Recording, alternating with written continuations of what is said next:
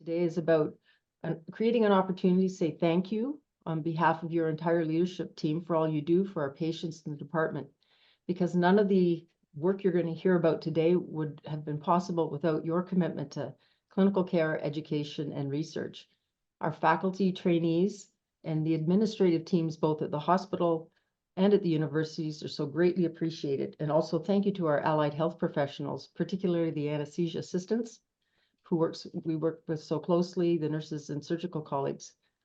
And I want to take a minute to especially thank our hospital site chiefs. They work so hard to balance the ever-increasing demands for clinical care with the need to support our academic programs. And it's not an easy job, but collectively, these chiefs oversee one of the most productive academic departments in the world. So thank you to our chiefs for working collectively so effectively as one big department, because we are stronger together. So I'll begin with the land acknowledgement, and then Interim Dean Houston will say a few words. I wish to acknowledge the land on which the University of Toronto operates. For thousands of years, it's been the traditional land of the Huron-Wendat, the Seneca, and the Mississaugas of the Credit. And today, this meeting place is still the home to many Indigenous peoples from across Turtle Island, and we're very grateful to have the opportunity to work on this land. So thank you, Dean Houston, for joining us today. I know you have a very busy schedule and you're flying out to Calgary in 2 hours. So I will hand off to you. Bev, I want to echo your thanks to our department.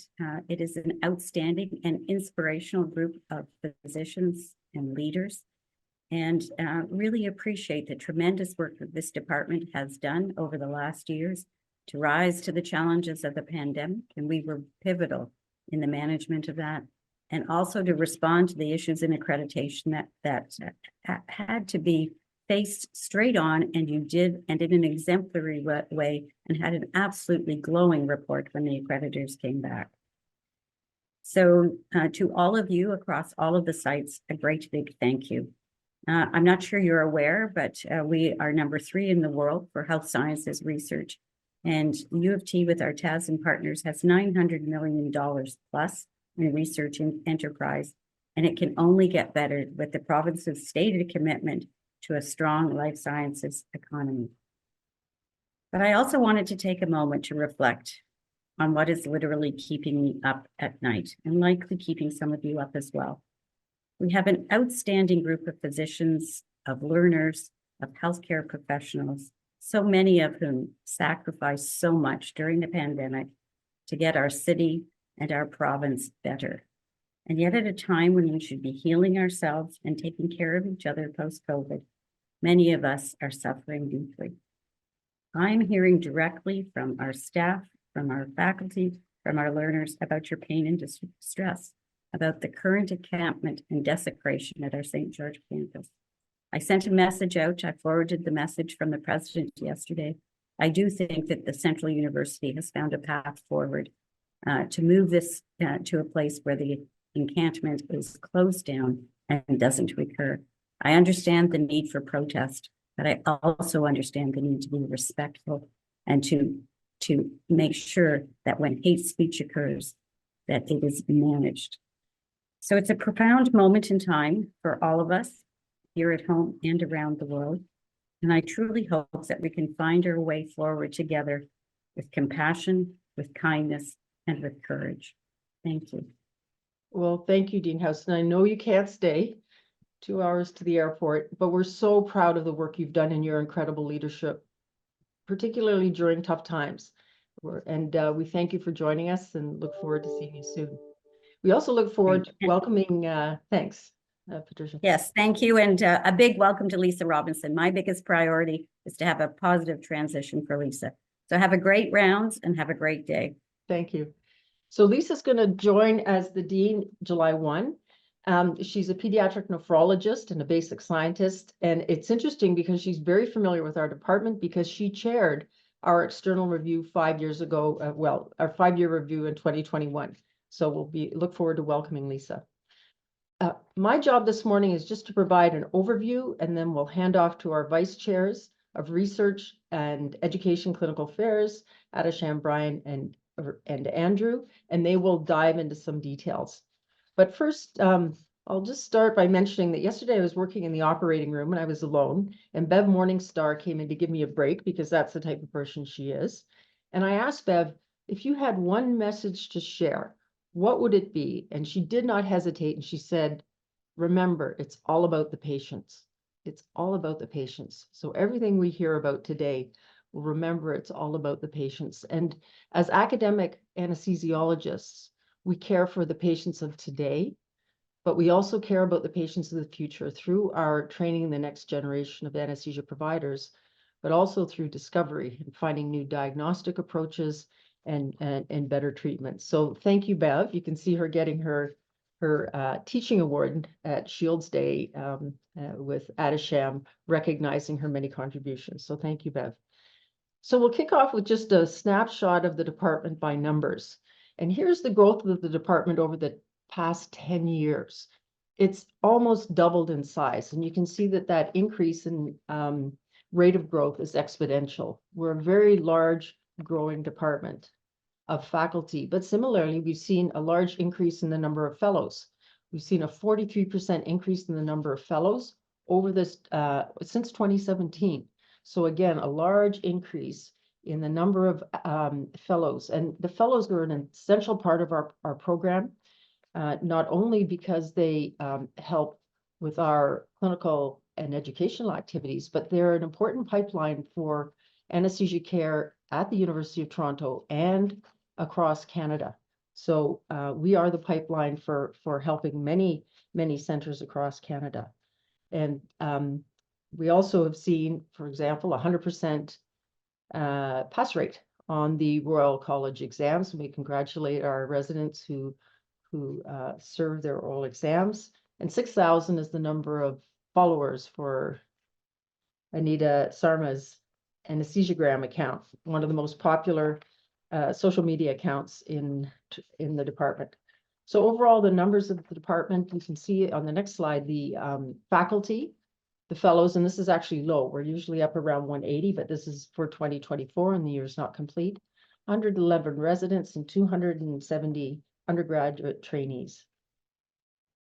So I'm going to anchor my comments around the activities of the strategic plan that you built in 2019. And we came forward with 5 action priorities: strengthening recognition leadership, growing clinical capacities, advancing the perioperative domain as an unprecedented research opportunity, building collective knowledge by creating opportunities for shared education, and enhancing wellness by supporting a sense of control, diversity, and equity across the department. Last month on April 20th, we had a leadership forum where 50 enthusiastic faculty got together to share their ideas, express their concerns. It was a jam-packed, high-energy brainstorming session. Thank you to those who attended, but also those who worked in the OR, so those folks could attend. And we'll be summarizing the results of that session, which was intended to update and refresh the plan and provide more ideas that address our 5 action priorities. But the first one I want to mention is strengthening recognition and leadership. And of course, as academic anesthesiologists, we are all on a leadership journey, whether it's leading the OR surgical list, leading a seminar, or leading changes at the hospital. And Vince Chan believes that we can all learn to be better leaders. And to support his vision, he made a $2 million historic donation to our department. And today, I'm pleased to announce that we will officially call for applicants for that chair position in June. So please watch for that call. And speaking of leadership, I want to acknowledge our 4 faculty who have made exceptional contributions and were promoted, underwent senior promotion, Venkat and JD, Deepak and Neil. And just to mention a few of the things that these leaders did, Venkat, who is now appointed as professor, established the first accredited fellowship in neuroanesthesia, pioneered new diagnostic methods, set up a new neuroanesthesia training program in several countries, particularly under-resourced countries. And he's worked seminally on developing same-day discharge for craniotomy, anesthesia for awake craniotomy, brain stress test protocols, and overall has markedly advanced the field. and all the while being the new head of our fellowship program. And JD spearheaded the recognition of pediatric anesthesiology as a subspecialty area of focus competence by the Royal College of Physicians and Surgeons of Canada. And he co-chairs the Canadian Pediatric Anesthesia Society Education Committee, and he's established education programs worldwide through Facebook, and also runs the fellowship program at Sick Kids, which welcomes people from around the world to train in pediatric anesthesia. Neil, of course, is the inaugural John Alchin and Hal Marriott Early Career Professor in Anesthesia and Pain Medicine. And he's been studying the pathogenesis of pulmonary hypertension and identifying the role of the immune system, the innate immune system, and inflammatory cells in the pathogenesis of pulmonary hypertension. And his work's been published in journals such as Nature Communication and others. And Deepa has been improving pain care for children at the national and provincial levels. And just as one example, she's the inaugural board member of Pain Ontario, a newly launched not-for-profit organization that represents patients in pain. And so she's been working collectively, nationally and internationally, to advance pain care for children. So congratulations on senior promotion.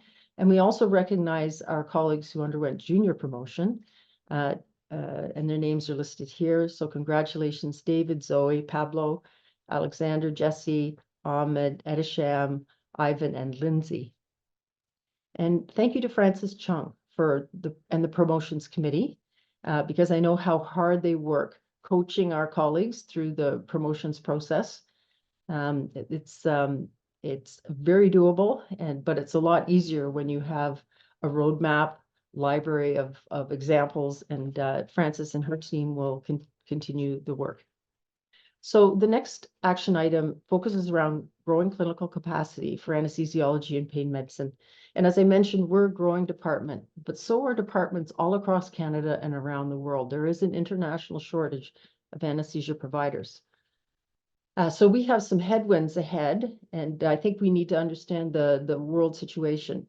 So one of our former residents, Tyler Law, published this article last month in Anesthesia and Analgesia, and he surveyed the world leaders and looked at head counts, that is the number of physician and non-physician anesthesia providers per 100,000. And this world map shows the number of physician anesthesia providers. Canada's shown in yellow, which is reflecting 6 to 10 physician anesthesia providers per 100,000. You can see how we can compare to the United States, which is 15 to 20, or Europe, which is over 20. So we are lagging well behind the other countries. And again, this lag is illustrated when we consider ourselves next to the other Americas. So you can see here that Canada falls well behind the other Americas: Brazil, Chile, Argentina, Dominican Republic, as shown here. And we can compare ourselves to the physician and non-anesthesia physician providers in the United States, the CRNAs, and you can see that the head counts show we are substantially behind other countries. Next slide.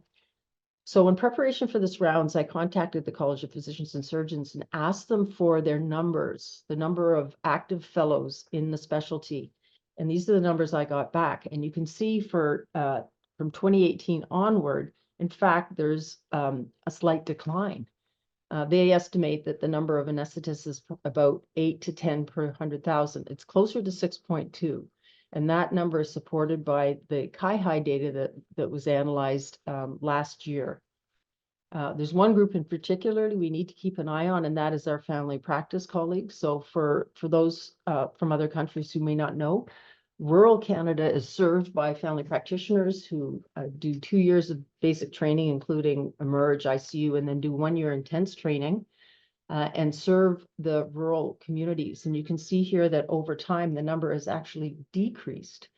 And you can see the spread of female and male colleagues as well, where there is not proportionate representation of the patients we serve, or even close to proportionate representation of the graduates from residency or medical schools. So this is a cohort of colleagues that we're trying to understand why there's such a deficit in female participation in the family practice programs. So we're trying to address these shortages in a variety of ways. For example, oh, just one word about shortages, and this is a really important slide that was published in the Canadian Medical Journal last year, and it shows the overall number of physicians in Canada as evidenced by that dark blue line. So we see a substantial growth in the number of physicians, but when you normalize for the age and sex of the population, you can see it drops substantially to the maroon dashed lines. And then when you look at work patterns of physicians over that period of time and normalize, we see the orange.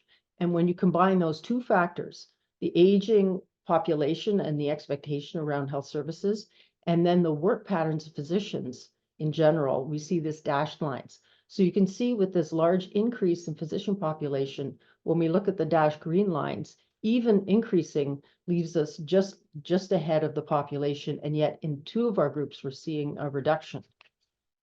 Next slide. So, so if you feel you're working hard, you are. And we're trying to address this in a number of ways. First and foremost is just the importance of our fellowship programs. This is, of course, as mentioned, growing exponentially in the fellowship committee, building on the work of Doreen Nee, now under Venkat's able leadership. We're trying to find ways to ensure that the education programs are robust and that we do have that pipeline to ensure that we have people joining our clinical departments in Toronto, but around Canada. And what attracts fellows to our programs at University of Toronto is academic reputation. That's the #1 driver.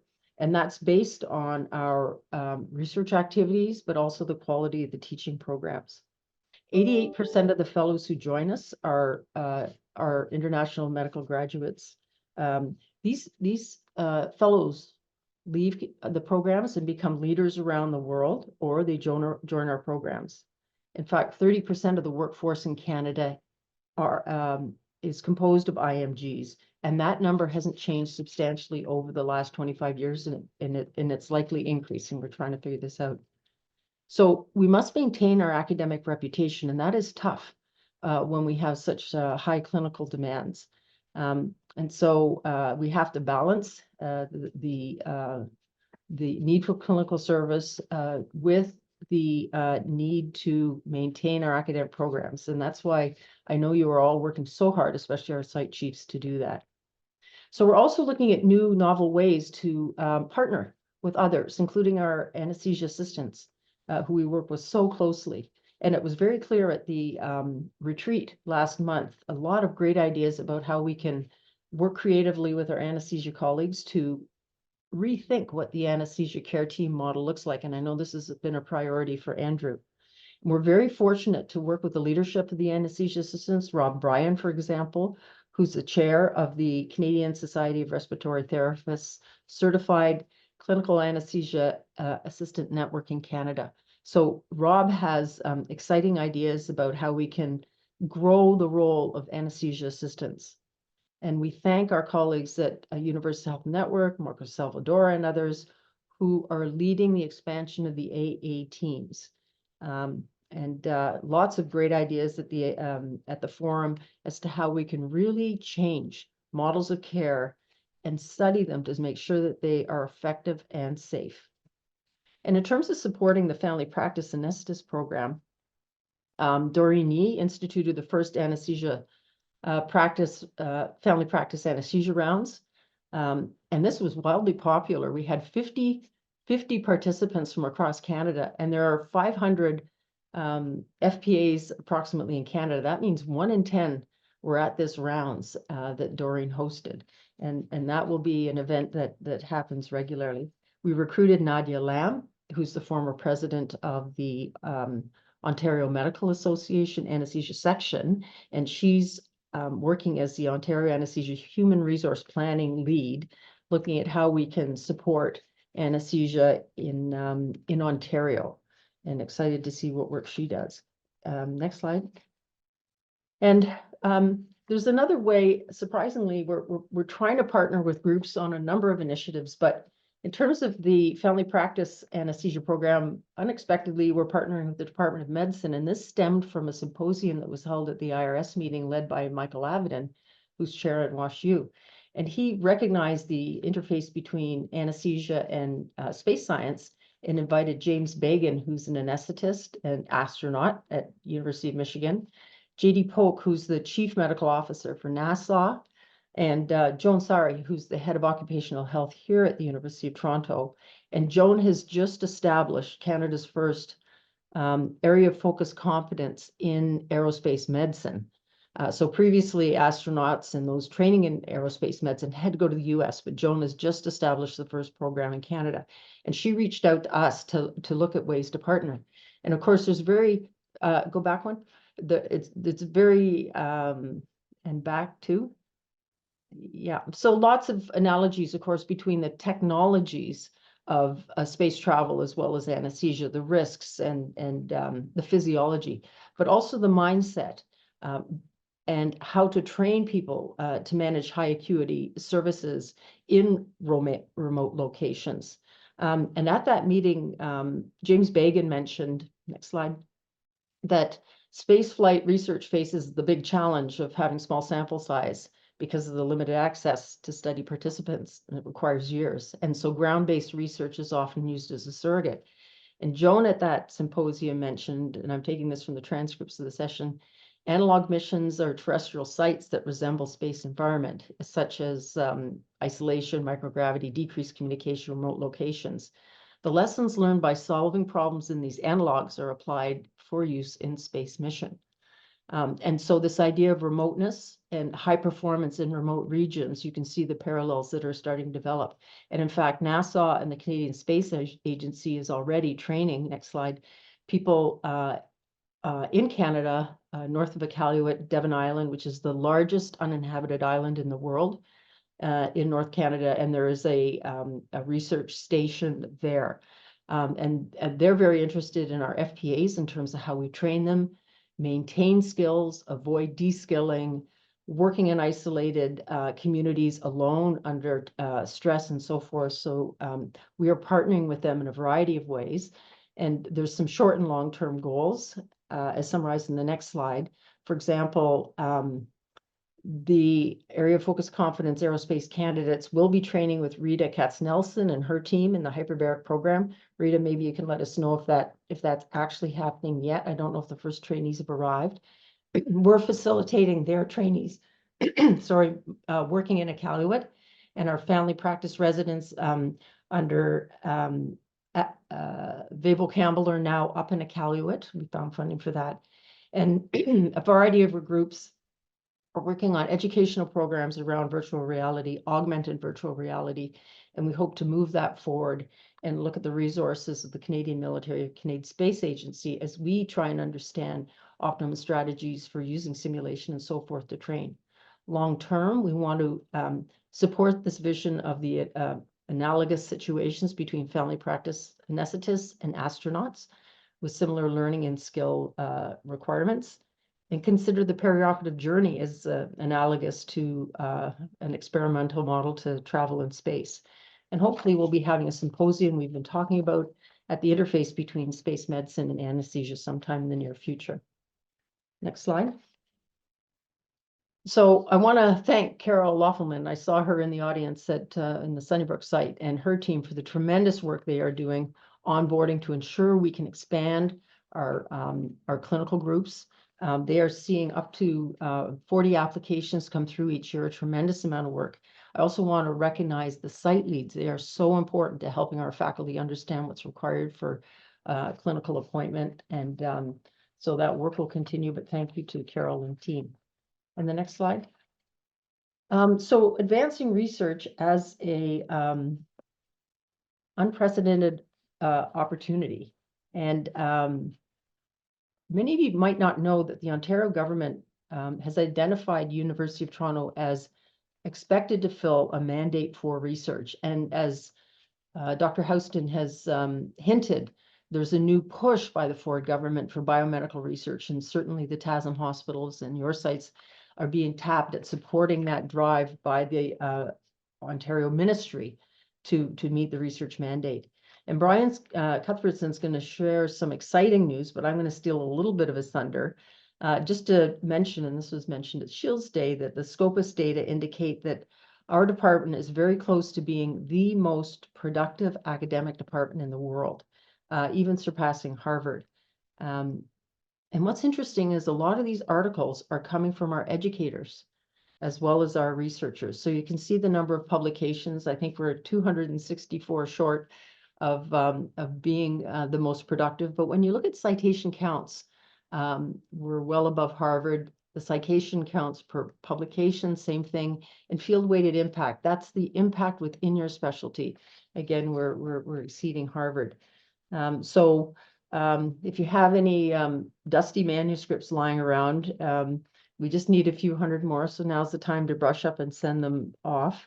And I think we can certainly narrow what I call the Harvard gap. But we are close to being one of the most productive departments in the world. And just a few examples of the type of work that's being done. I want to acknowledge very practical results that are being recognized in the social media. For example, Joe Fisher, Ludwig Fedorko have led Thornhill Medical, which is a biotech company that's developed ICU in a box. They celebrated their 20th anniversary last night in a gala at Mars Discovery District. And they've been working with the U.S. Defense to provide ICU equipment, if you will, and also supporting groups around the world with their incredibly innovative technology. So congratulations to that group. And we've all heard about the tremendous work of Angela Giraffe and her colleagues, as well as Gianni and others working in the equity space, recognizing the importance of representation, because it's important not only because it's what is right, but also now equal representation is very clearly a driver of optimum patient outcome. And as I suggested with the female workforce, maybe even a factor in access to care. So we really want to understand the barriers to equal representation and promote diversity on our faculty and trainee groups. And in the pain space, of course, Hans Clark and his translational pain program and TAPME is doing absolutely revolutionary work. And Hans is now the president of the Canadian Pain Society, following the footsteps of Fiona Campbell, and we will be hosting a symposium under Hans' leadership sometime in the near future. Next slide. And the department's always looking for ways to support the research community and our educators. So we're always trying to scrape together any partnerships or pennies. And I think you might remember that we had an early career collaborative grant with the Department of Psychiatry, where Krimada and Ishrat Hussain received that award and are off to a terrific start. We're going to announce a second award from a partnership with Psychiatry again. We're just trying to figure out how to structure this award, but that will be coming in the next couple months. Psychiatry has been a tremendous partner in looking at ways that we can amplify our resources. And in terms of other partnerships, and this was mentioned at Shields, again, I want to thank the partnership business leaders and the site chiefs who work closely with the Advancement Office for the University of Toronto. And as a result of that, in the coming year, there will be 4 new professorships at UHN, Sunnybrook, Hospital for Sick Kids, and St. Mike's. And each of these are worth $500,000. So this is a tremendous advance. The notion is that we have 5 years of stable funding for a lead investigator in the department who will help anchor the research programs. So thank you for all the hard work that went into creating these professorships and the collaboration with the Advancement Office at the Temerity Faculty of Medicine. Next slide. And of course, Shields Day, I have to say thank you to Yasmin and her team. We had over 300 people attend, and that was a very full and exciting day, with our keynote speaker being Sachin Catapult from University of Michigan, who talked about big data and the future of anesthesia. And he, I think the one thing I took away from that was his marrying of love and data, and how those two things need to go together to meaningfully, effectively, and safely promote the specialty. And next slide. And building collective knowledge by creating shared opportunities. And Adisham will tell us more about this, but I want to take a minute to recognize the teams of people that do tremendous work. For example, next slide, the program directors who are the foundation for all our undergraduate and postgraduate programs. Thank you very much. I want to recognize in particular Babel Campbell, who will be making an announcement this week about who's taking over the family practice anesthesia program as he moves on to take over the areas of focus competence for all of the family practice programs. And so these are your program directors.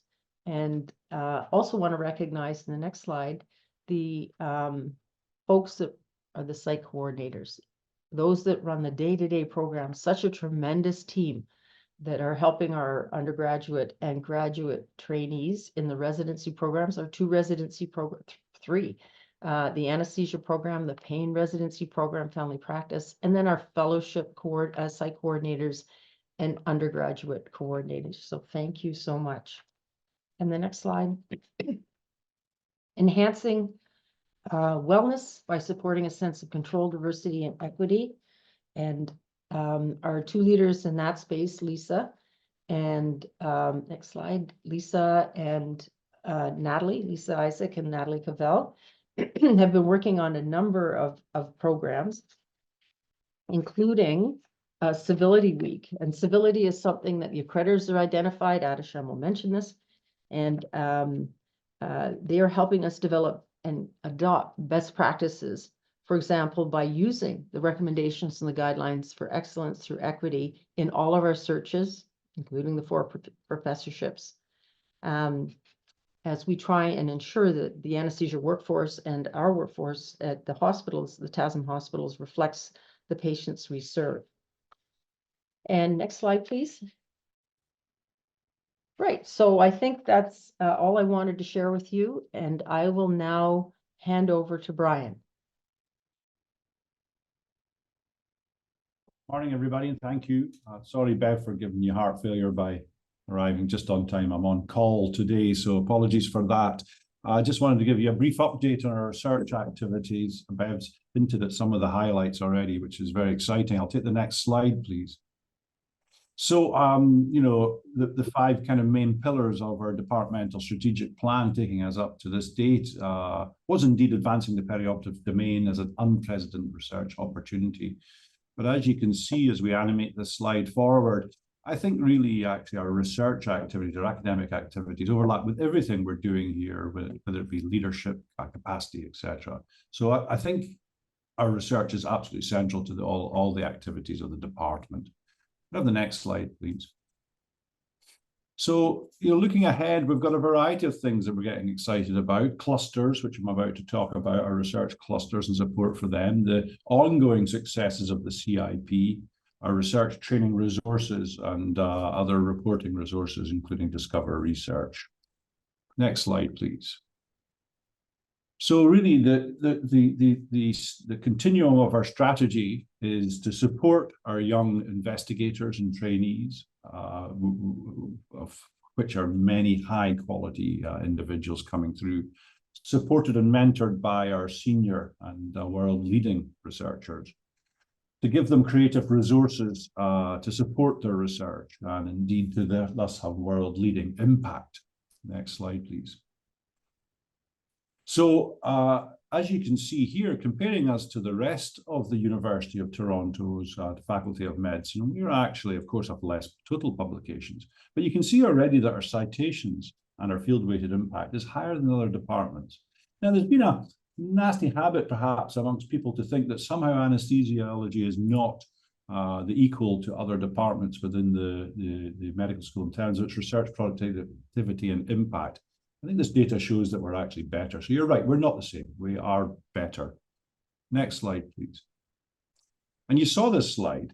But what this slide basically says is Harvard produced a slightly larger number of poor quality papers than we do. which makes them top because they rank publications as being the key index on this, but actually all the truly important indices of impact, we are indeed top of the world.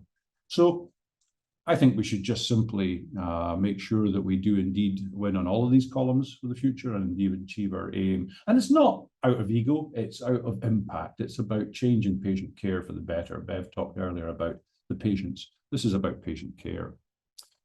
Next slide.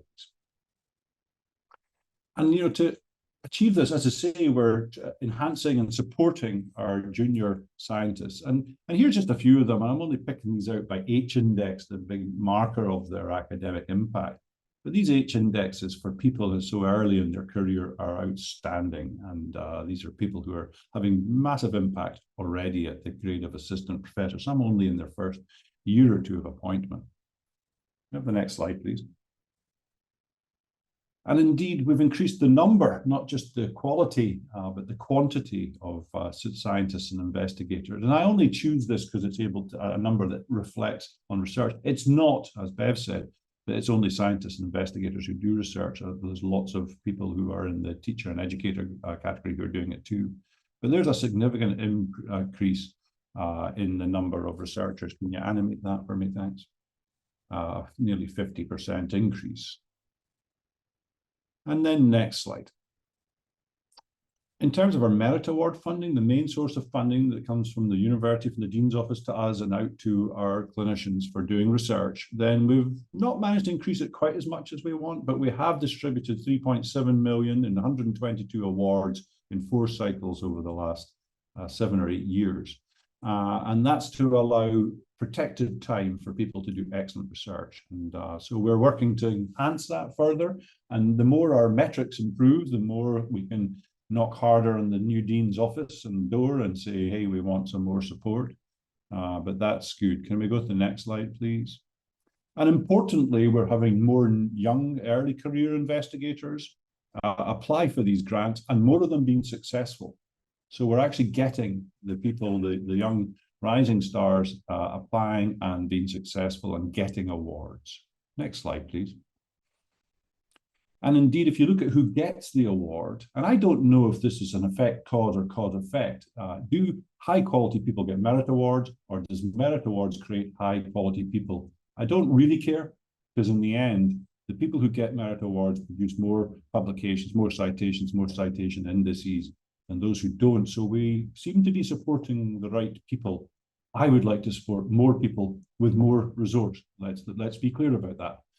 But since we have a limited resource, we have to be very clear and objective about how we do that. And we think we're having success with that. Next slide, please. So really this comes together to try to increase research collaboration. You get excellent people, but you have to create the environment. So, for instance, enhancing collaboration between our sites, the research committee, and working with our directors and chiefs. And the interactions now between the hospitals and the university, I think, are possibly at their very highest, and they're functioning highly effectively.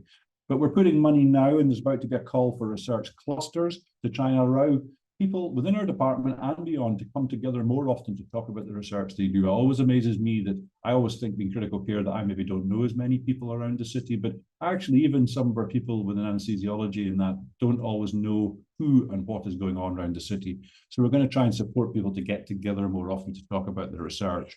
We're talking about higher resource utilization and availability, our website, and indeed the portal that's about to come, high quality data, really worth a look. Please have a look. And of course, these early career collaborative grants that have been so successful with departments like psychiatry, pain medicine, etc. So lots of exciting things going on. And next slide, please. And here again is how our early career people end up becoming some of our senior and most successful scientists. So we are training and indeed supporting and maintaining these people to be successful. Next slide, please.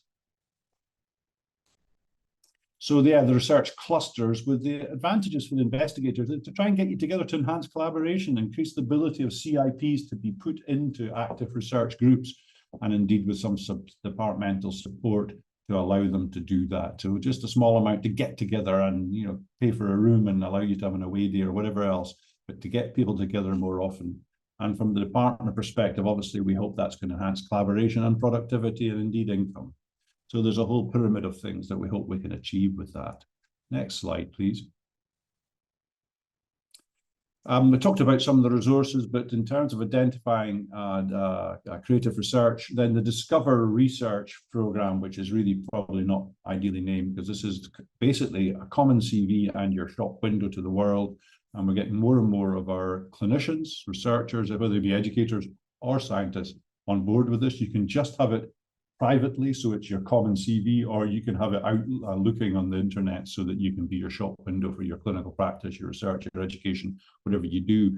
A third of our faculty are onboarded with that, and we're trying to get everyone on board. This is a great resource for you. It will help you significantly. Next slide, please. And then finally, everything we do within the department and everything we do within research has to be closely within our EDI framework, within the university's framework, and clearly identifying how we work. And you'll see that everything we put out now, certainly from the whole department and from my perspective, the research perspective, has a key lens on to EDI issues. But have a look at this. You saw this one, Bev. We, as a department, generally have far fewer women or people who identify as women in our department.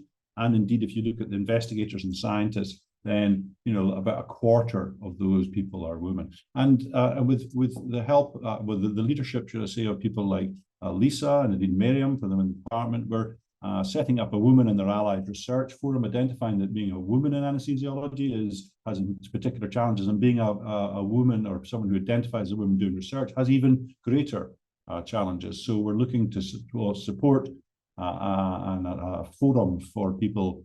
And again, they're allies, not just women or people identify as women, but they're allies to come together to try and improve and support these individuals. And then next slide, please. And that's all I have. Happy to take questions if we have time. And thanks very much for giving me the opportunity to speak to you today.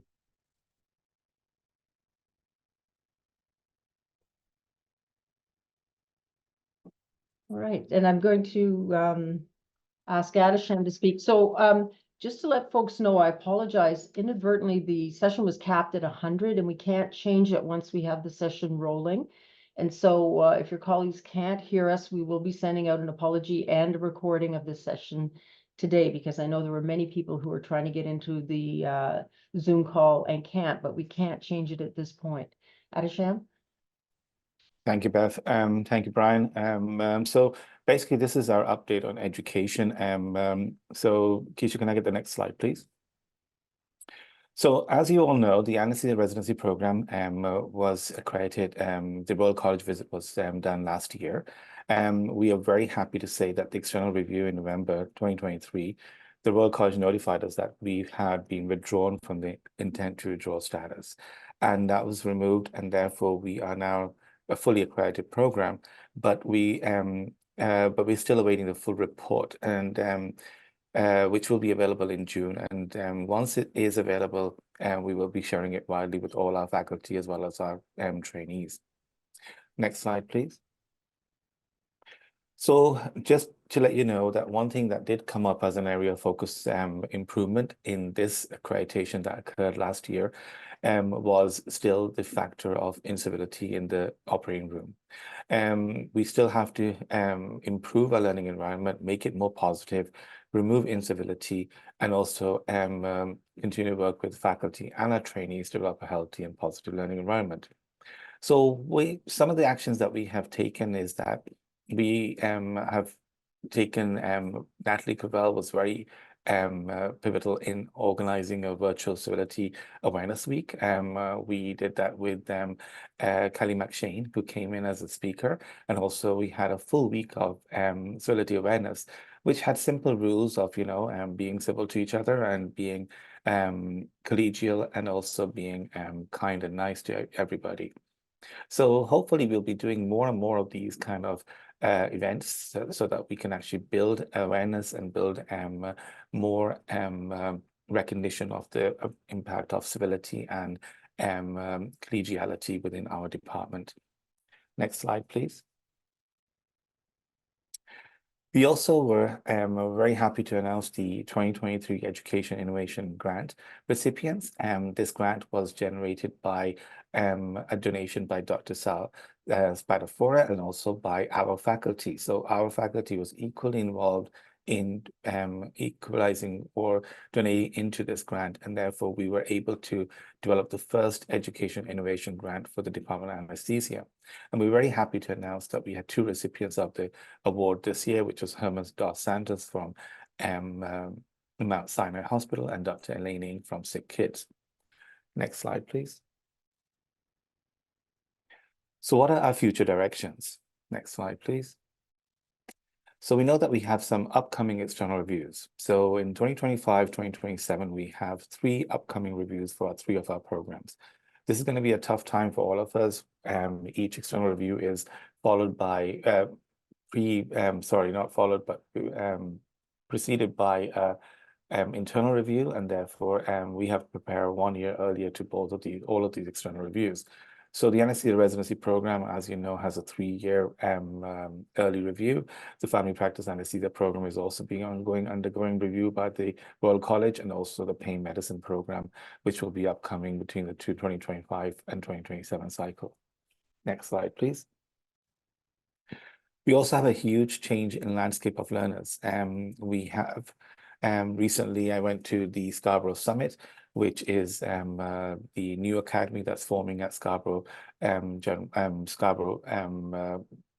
the Scarborough campus at UFT, where there'll be more medical students as well as residency programs coming into residents coming into the Scarborough network. So the other expansion is the Toronto Metropolitan University, which is developing its own medical school, which is basically based at Brampton, and also the fact that some of these student residents have to be kind of absorbed by our programs as well. So some of these things that we have to do is that the changing landscape of both medical students as well as residents will be expanding in the near future. This is going to be happening in the next couple of years.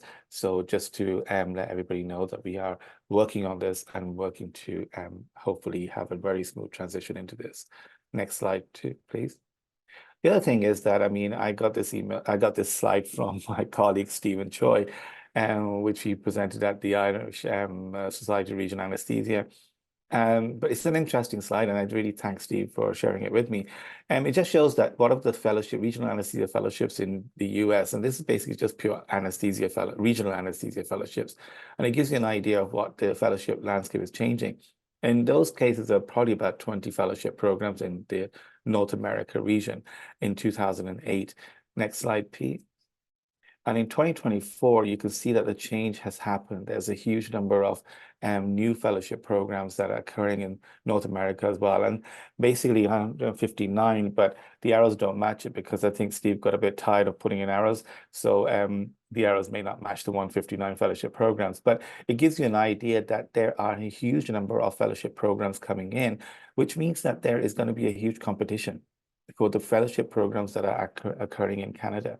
And therefore, exponentially, the fellowship programs in the US have increased, and therefore it's going to be more challenging to get good fellows and to get more fellows to come to our programs because they have a huge competition of other programs in the US as well.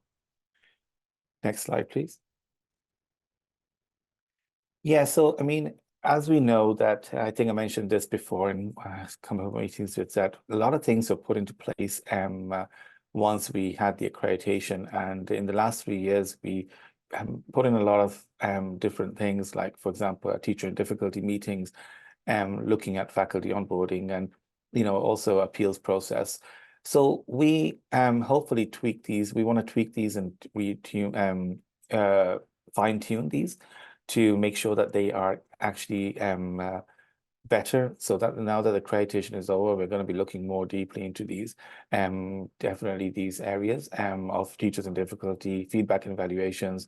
We're looking at developing e-modules for faculty onboarding, and also going to have a look again at the appeals process, whether we make it more easier for our faculty to appeal, and also to see if it could be more simplified.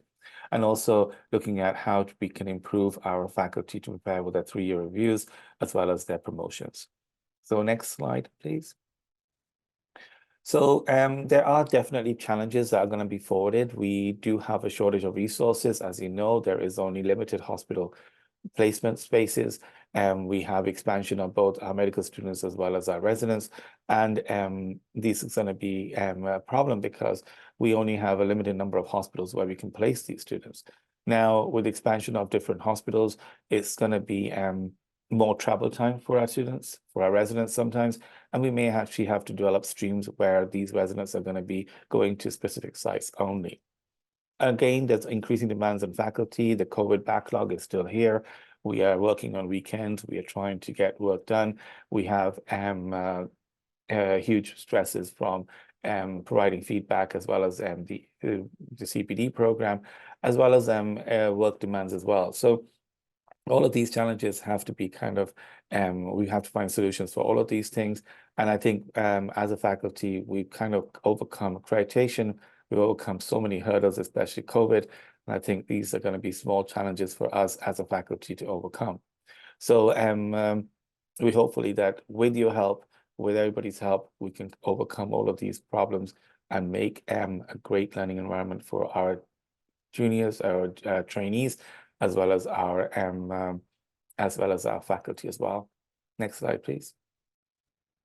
Thank you very much. I'm going to hand it back to Bev. Thanks, Adisham, and over to Andrew. Thank you very much, Bev. I have been the Vice Chair for Clinical Affairs, and I wanted to provide some reflections on future directions for this portfolio and for us as a university. And I made some of these comments at our recent Shields Day, but I wanted to bring them forwards. By way of background, in terms of the principles, I want to talk a little bit about clinical excellence. I wanted to reaffirm that clinical excellence is a university academic activity. It does reflect a journey from novice to expert that we see in our trainees and through to becoming faculty. Clinical experts must incorporate, and therefore sort of clinical excellence is sort of a summative score for a number of things. So a clinical expert is involved in research. They participate, but also they interpret, they have an understanding of research, and actually are active in guideline development and knowledge translation. Clinical experts are involved in education, both design, learning, and teaching, of course. Clinical expert is involved in quality improvement, including understanding the principles of quality improvement and participation. And of course, the essential core skills embodied in clinical experts are those of understanding how highly functional team work and what are highly functional cultural attributes, and of course, promoting EDI. Next slide. So again, in terms of background, I want to remind everyone, we've talked a lot about academics and research, but innovation arises in the context of clinical excellence, combined with expert inquisitiveness. It's really impossible to do innovative research without the foundation of clinical excellence. Clinical excellence is supported by, but not limited to, a foundation of standardization and guidelines. In a separate sort of way, I wanted also to remind people that we've all heard the World Health Organization definition of health is that health is defined more broadly than the absence of disease. In a similar sort of way, professional and personal thriving is defined more broadly than the absence of burnout and toxic work environment. We've talked a lot about burnout and toxic work environment, and I'm hoping that we can get beyond that and get to what does thriving actually look like. And it's not just the absence of those things. Next slide. And so I think that the value proposition for a University of Toronto hospital is that clinical excellence is a signature feature. We provide regional, tertiary, quaternary, and highly specialized services. We provide innovation of healthcare and health systems. And in fact, we create, steward, and lead the health system. Next slide. And so going forwards, I think that as a group, we should define and target professional and personal thriving, something distinct from the absence of burnout and toxic work environment. We need to describe and recognize clinical excellence as an academic product. And I think we should launch informal and maybe potentially future formal U of T Department of Anesthesiology and Pain Medicine clinical divisions.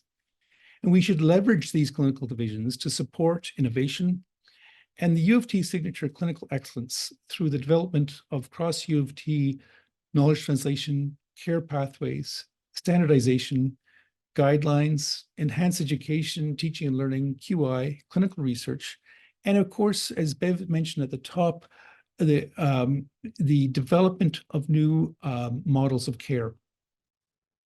I think that our clinical experts at the University of Toronto should pursue these goals as we go forwards in this new era that you've heard about described by Brian and Adisham and Bev.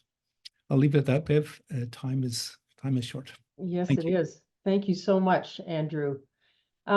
So I think I'll just wind down and recognize again, thank you, and acknowledge our many successes, challenges ahead, but we've always found creative ways to address these. And as mentioned, our COVID response, our accreditation response during COVID, we work together well and we can sort these out. I'm going to share a quote that Jason Maines presented at the 2024 IRS meeting when he was speaking on innovation and entrepreneurship. And he quoted Abe Lincoln when he said, "The best way to predict the future is to create it." And we certainly have exciting times ahead as we create the future for our patients and our department. So finally, I want to thank our administrative team that is so ably led by Brenda Bowie. And next slide. And any of you who have worked with this team know how dedicated they are. I don't know, Keisha, there was well, maybe there isn't a slide, but anyone who's worked with our administrative team knows just how dedicated they are and how committed they are to your work. And so on behalf of the entire leadership team, we likely won't meet in person before the end of the academic year. So I hope you do take the time to enjoy a well-deserved break, enjoying your family, friends, and the beauty of Canada over the summer. And I think that's the end of our rounds. We will be sending this out. It's taped, and again, my apologies that more folks weren't allowed into the session because of an inadvertent cap. So it is 8:28, and I think we're going to wind down at 8:30. Adisham, you have 1 minute to answer the most burning question on the list of questions we received, and then we'll say thank you to everyone and goodbye. I think one of the questions, Bev, I think one of the most important questions was about the how are we going to improve the success rate of our residents in the exams. And I think this is something that I discussed with Eric and Joe. Basically, the Eric and Joe have done a deep dive into our data, basically, and they've looked at our the ATK 6 and ATK 24 plus the departmental exams, and this seems to be some correlation between. There seems to be a strong correlation between failure rates in those exams and the failure rate of the Royal College final exam. So what will be soon distributed out in a newsletter to the RPC as well as the residents as well is a very detailed pathway of how to deal with this. And both Eric and Joe take credit, have to give credit to them to develop this, as well as Dwayne, about how to work through this process where the residents will be given further support resources, as well as if they fail the departmental exams plus the ADK 6 and the ADK 24, they will be given further resources, further support, and also allowed to give the exam again within 3-month period to see if they pass, and given them another second chance at the exam. So what is basically happening is that our residents are being given support as well as being given further resources to use, and also given more time to take off to help them study before the exam and also prepare for the exam as well. So I think both Eric and Joe are working very hard on it. Thank you so much. Wonderful. Thank you, Adisham. Well, our time's come to an end. Again, thank you very much for joining us, and I hope you all enjoy the summer months. See you soon.